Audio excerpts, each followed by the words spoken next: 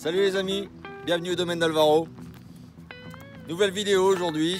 Je m'apprête à préparer le marché. C'est-à-dire que là, il est vendredi, demain matin, donc samedi matin, comme tous les samedis matins, moi je fais le marché de ma petite commune. Parce que, pour ceux qui ne le savent pas encore, hein, je fais un peu de maraîchage. D'une pour mon autonomie, mais également pour en vendre une partie de ma production au marché. Donc cet après-midi, c'est la préparation, comme tous les vendredis après-midi, je vais préparer toutes mes petites caisses de légumes que je vais aller glaner au potager. Donc je me suis dit, vous allez venir avec moi. Et allez, on est parti pour cette petite vidéo. Allez go, on y va les filles. On va chercher les légumes au jardin. Allez, c'est parti.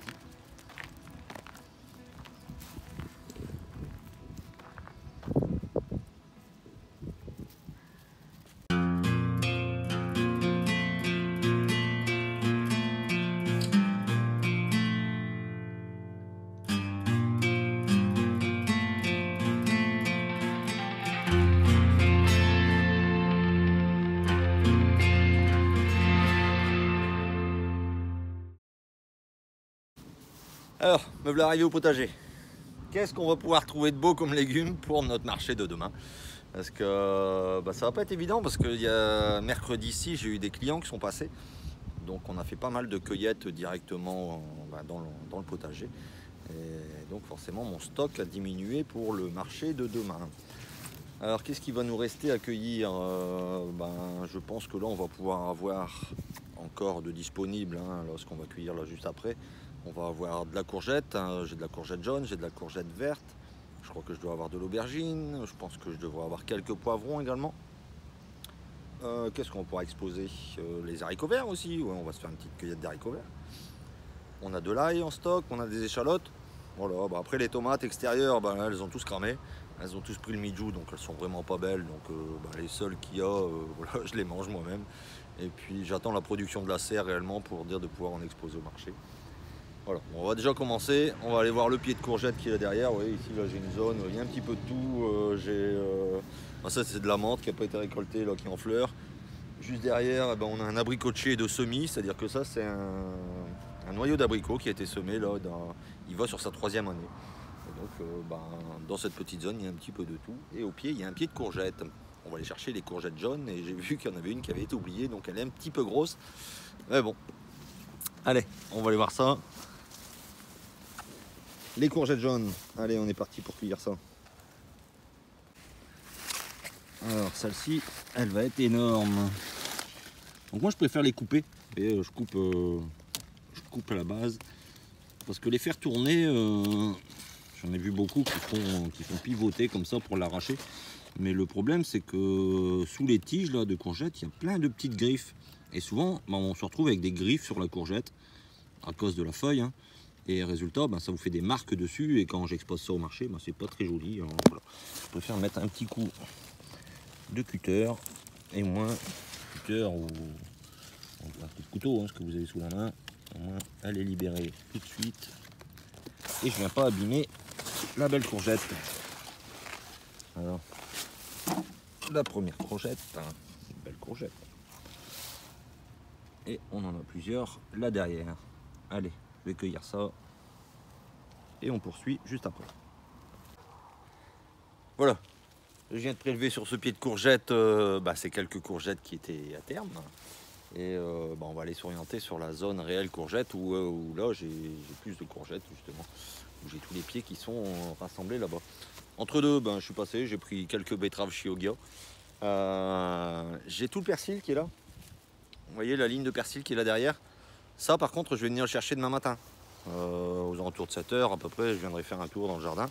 Et on va récolter les choses que j'aime bien amener fraîches au marché. C'est-à-dire le persil, les blettes par exemple. Les blettes à quart de rouge et blettes blanches. Ça je viens les chercher au matin. Et du coup demain matin on viendra faire la petite cueillette des légumes frais. Ici j'arrive dans la zone du parc à courgettes, comme je vous disais. Le voilà. Donc maintenant je vais faire le tri un petit peu. Et puis je mets ça en caisse et je vous montre ça. Allez, on est parti.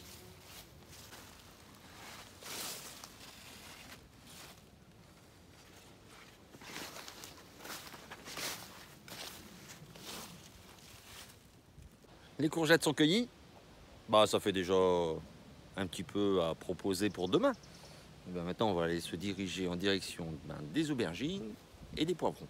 Allez, on va aller faire un tour là-bas, voir si on a quelques trucs à glaner. On y va. Alors, me voilà devant la zone des aubergines, poivrons et tomates cerises. Ça permet de voir une chose, tiens, je sais pas si c'est marrant ou si c'est à pleurer, mais ça permet de constater quand même une résistance un peu différente au bijou par rapport aux tomates cerises. Vous voyez, par exemple, la première ligne qui est là devant, celle qui est ici, c'est de la tomate cerise rouge. Et bien, contrairement aux deux autres lignes qu'il y a derrière, elles sont quasiment pas attaquées au mijou. C'est-à-dire que je vais vous montrer d'un peu plus près les pieds. Vous voyez, les pieds, on n'a pas trop d'attaque de mijou. Sur toute la ligne, ça se porte bien. On a même voilà, les tomates cerises qui sont là. Et par contre, si on regarde derrière, là c'est de la tomate cerise orange. Il y a quoi? Il y a, allez, 2 mètres entre les deux lignes. Vous voyez, tomate cerise orange, bon, qui a donné ses fruits également. Hein. Et vous voyez l'état des pieds, ravagé par le mijou. Alors si on passe 2 mètres après, et là on est sur les tomates cerises jaunes poire. Alors elles ont le pompon, hein. Elles ont grillé complètement. Elles ont à peine donné des tomates et encore, bah voilà, elles sont attaquées par le mijou aussi. Et donc vous voyez sur une zone là, typiquement, on a tomates jaunes, poire complètement grillées par le mijou. Les oranges, moitié. Ben, toute la partie basse a pris le mijou et le pied est en train de repartir en haut. Et les tomates rouges, ben elles, nickel, aucune attaque. Bon, alors qu'on est sur la même zone. Donc on pourrait se dire que tout aurait été contaminé. Bref, entre deux, on a nos petites aubergines qui se portent bien. Vous voyez, ça c'est toute la ligne d'aubergines. Et donc ben là maintenant, on va les récolter, les mémères. Parce qu'on a déjà du beau calibre. Alors vous voyez, moi les aubergines sont faites en extérieur. Hein. Les personnes disaient, dans le Pas-de-Calais, on ne peut pas avoir d'aubergines. Si. C'est juste qu'elles ont été lancées en janvier. Et donc je suis arrivé au potager avec des plants qui étaient déjà bien grands et limite il y en avait quelques-uns et on voyait déjà les fleurs qui arrivaient. Mais au final on a des pieds blindés d'aubergines. Allez, on va faire cette petite récolte là. Juste à côté ici derrière, on a la zone des poivrons qu'on s'occupera après. Allez, on s'occupe des aubergines. Voilà, je viens de ramasser les aubergines, les quelques poivrons. Il m'en restait plus que 2 de poivrons, désolé. Tout a été vendu mercredi. Je suis passé prendre quelques concombres également. Bon, voilà la maigre récolte d'aujourd'hui. Maintenant, on va aller s'occuper dans la zone qui est là-bas derrière. On va aller s'occuper des haricots verts et des haricots beurre. Tiens, au passage, je vais vous montrer un petit peu les déboires de maraîchage quand on cultive comme moi dans le Pas-de-Calais, hein, de la tomate. Et bien la tomate, vous voyez le parc de tomates qui est derrière. Hein. Bon, on avait de la tomate, hein, mais ben, ces tomates-là, elles sont pas bonnes à la consommation. Tout simplement parce que tous les pieds ont pris le mijou. Et quand les pieds ont pris le mijou, et ben, la tomate, elle va pas rougir en fait. Hein, elle va attraper des taches dessus. Et au final, elle n'est pas consommable. Hein. Je peux vous montrer d'un peu plus près. Vous allez voir, c'est quand même malheureux. Il y avait de la tomate, mais on ne pourra pas en bénéficier. Celles de la serre, heureusement, elles vont bientôt arriver. Je vous montre ça d'un peu plus près. Vous allez voir. Vous voyez tout le parc à tomates là. Alors on avait de la grosse tomate hein, qui commençait à arriver. Et vous voyez, dès que les tomates elles commencent à rougir, et ben on commence à avoir une tache qui apparaît, une tache marron là, comme l'autre là-bas qui est derrière. Et au final, toutes les tomates pourrissent sur le pied. On commence à avoir les taches qui commencent à arriver. Vous voyez ici derrière, c'était des tomates noires de Crimée. Ben là, elles sont noires de cramer de mijou. Bon, quel dommage. On aura tenté, on essaye tous les ans, on en met un petit peu à l'extérieur et puis on voit ce que ça donne. Bon ben cette année ça n'a pas passé. Allez, on va aller chercher les petits haricots verts. Alors me voilà dans la zone des haricots. Là, vous voyez ici le grillage là derrière, qui s'est un petit peu effondré d'ailleurs, hein. C'est tous les haricots tarbés. Haricots tarbés, il y a une partie dans le centre là, je vois qu'ils se font manger quand même. Mais la culture se porte bien malgré tout. On a les premiers haricots qui commencent à arriver là. Bon, ça par contre, je suis obligé d'attendre longtemps, le temps que l'haricot se forme, parce qu'on consomme l'haricot qui est à l'intérieur, on ne prend pas tout l'haricot vert. Après, ben, ici, là devant, j'ai une ligne d'haricots rouges également, les haricots pour tout ce qui est chili con carne. Donc ça c'est pareil, on ne prend pas l'haricot quand il est jeune, on laisse pousser l'haricot jusqu'à pleine maturation. Maturité, ça doit être ça, maturité. Et après on vient récolter parce qu'on veut récolter le grain, on ne veut pas récolter la cosse haricot vert. Voilà, bon allez, je m'attaque au champ d'haricots qui est derrière, et puis on va se faire une petite récolte. Allez, on go.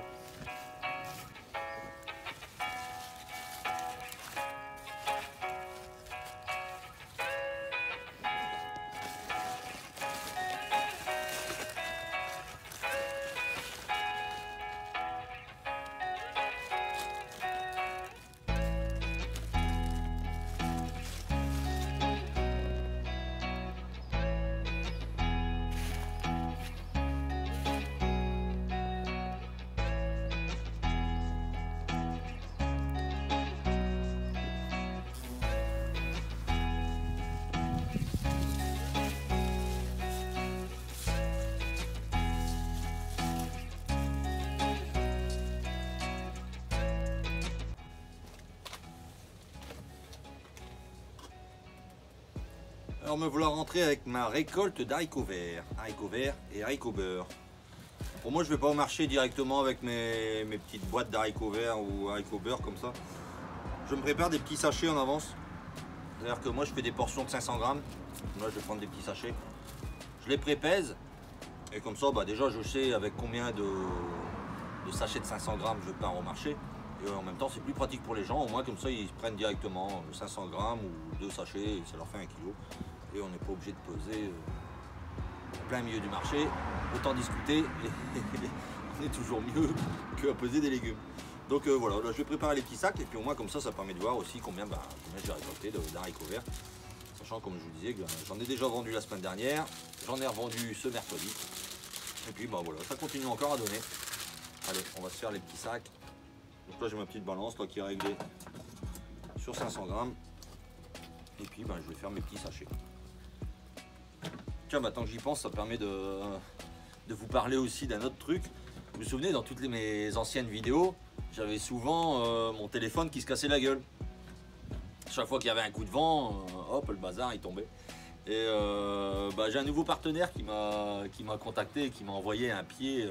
Alors à la base, c'est des pieds d'appareil photo, hein, c'est pour ceux qui font de la photo professionnelle. Et ils commercialisent ça sur Amazon. Et ils vendent également l'extrémité qui est là pour accueillir un téléphone portable. Et donc ils m'ont proposé, est-ce que ça t'intéresse que je t'envoie un pied comme ça? J'ai dit ouais, je dis pas de souci, moi je suis bien content, je vais vous le montrer vite fait. Donc il n'y a pas de partenariat ou quoi qu'est-ce, hein. Moi je vous mettrai, ils me l'ont envoyé en test et puis voilà, je dois juste leur dire ce que j'en pense et puis vous le présenter. Comme ça, s'il y a des gens qui font de la photo et qui cherchent du bon matos, parce que franchement ça respire la qualité. Attendez, je vous montre ça. Alors déjà pour le déverrouiller, hein, hop, ouais. Là je viens de déverrouiller la fixation, hein. Donc ça c'est le fixation téléphone. Donc on vient mettre le téléphone là directement en plein milieu. Et là vous avez le pied. Alors je sais pas si on verra bien à l'écran, mais ici on a un pied téléphone entièrement réglable. Sachant que tout ça c'est du carbone. Je sais pas si vous voyez la texture. Tout est fait en carbone. Donc ceux qui commercialisent ça, c'est KF Concept. Donc ils m'ont donné un petit code promo aussi. Si ça vous intéresse de voir un petit peu ce qu'ils font, on a 5% de réduction pour tous les abonnés.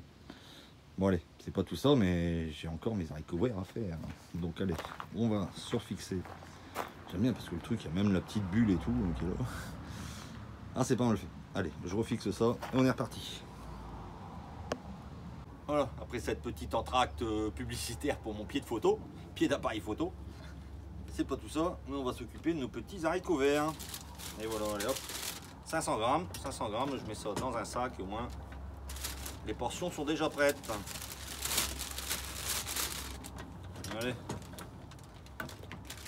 on va se peser tout ça.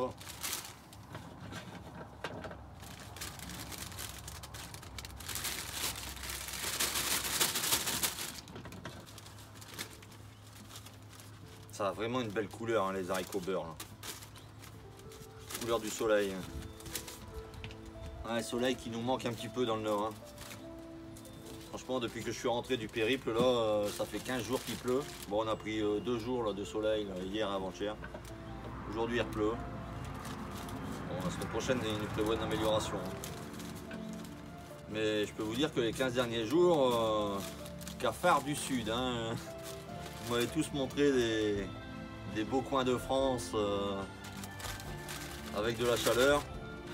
Et puis ben voilà, je vais retourner ici dans le Pas-de-Calais, à reprendre les bonnes vieilles habitudes. C'est pas évident, hein. Je peux vous dire que c'est pas évident après avoir sillonné la France et puis avoir vécu des aventures tous les jours, bah, de retomber dans la petite routine hein, du jardinage, des réparations, de l'entretien du lieu.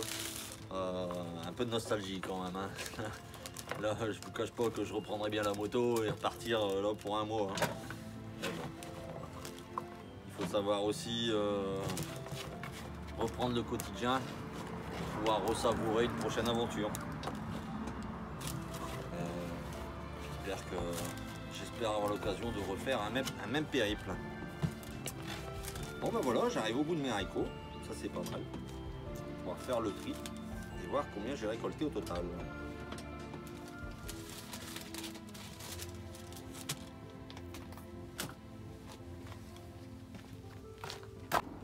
Bon voilà, j'ai chargé la voiture avec les premières caisses.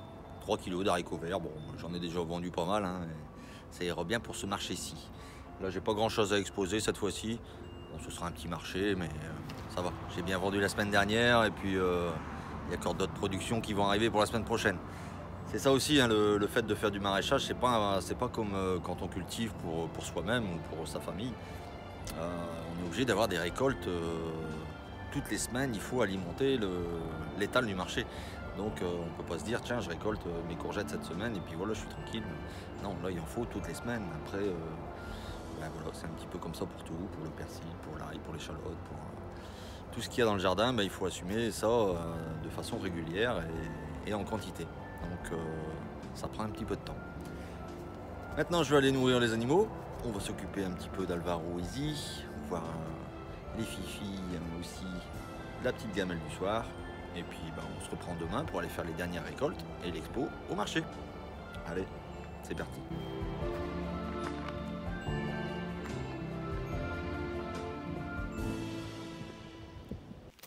Voilà, il est samedi matin. Et ben, l'heure d'aller cueillir nos restants, c'est-à-dire les petites blettes et le persil. Et puis on va se dépêcher parce que je suis déjà bien à la bourre, il est 7h30. Et on va aller s'exposer au marché. Allez, on va cueillir ça, on y va. Allez, go.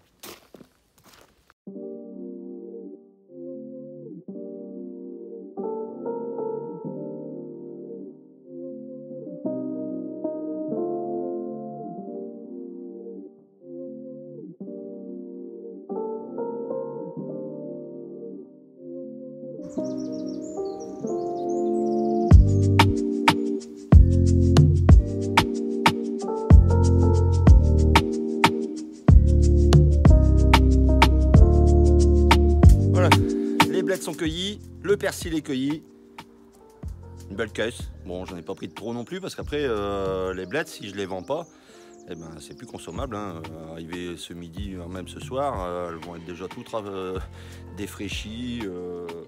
Et donc, vaut mieux en cueillir la juste bonne quantité, sachant que cet après-midi, je suis également ouvert aux visites, donc les gens peuvent également venir en chercher directement au potager. Voilà, je charge ça et puis allez, on se retrouve au marché. Alors me voilà arrivé au marché. Ben, maintenant il ne reste plus qu'à décharger la voiture et puis mettre en place un petit peu comme tout le monde. Hein. Vous voyez un peu derrière moi. Le marché commence à ouvrir ses grilles et ben, tout le monde travaille à sa mise en place. Là, je suis un peu à la bourre, hein, il est 8 h. On va se dépêcher de mettre la table et puis présenter un petit peu tous nos légumes. Allez, on est parti. Me voilà installé. Alors, un peu comme tout le monde, hein, chacun a fait son petit étal pour présenter ses produits. Je vous montre un petit peu l'étal. Là, ce que ça donne. Donc, les courgettes qu'on a été récupérées hier, hein, le persil de ce matin, les blettes, les aubergines, poivrons, concombres, les haricots, échalotes, ail, oignons et nos 2 petites blettes. Et ben voilà, on n'a plus qu'à laisser passer la matinée.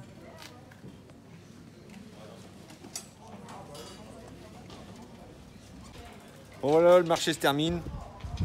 Tout le monde est en train de remballer petit à petit. Bon, on a fait des belles petites ventes. Hein, Je voulais filmer avant de remballer et puis j'y ai pas pensé. Donc maintenant tout est dans la voiture.